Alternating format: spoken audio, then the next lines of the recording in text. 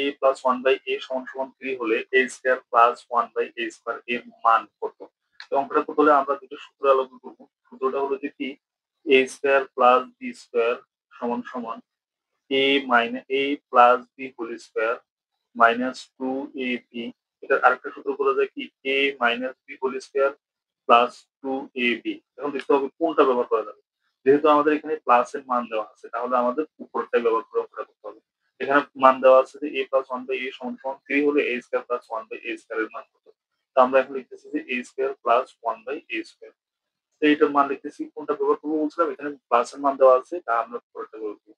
তো a plus 1/a b বলতে 1/a b বলতে 1/a whole square is whole square minus 2a a বলতে a b বলতে 1/a।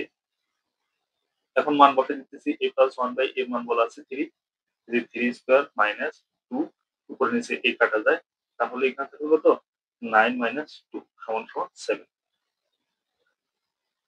এটার একটা শর্টকাট পদ্ধতি আছে সেটা হলো যে এই সূত্র আলোকে মনে রাখতে হবে যে প্লাস মান থাকলে প্লাস মান আমাদের অঙ্কটাতে প্লাস মান আছে প্লাস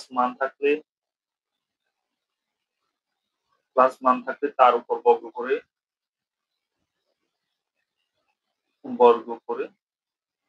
2 বিয়োগ করতে হবে বিয়োগ করতে হবে করতে হবে এটা শর্টকাট পদ্ধতি।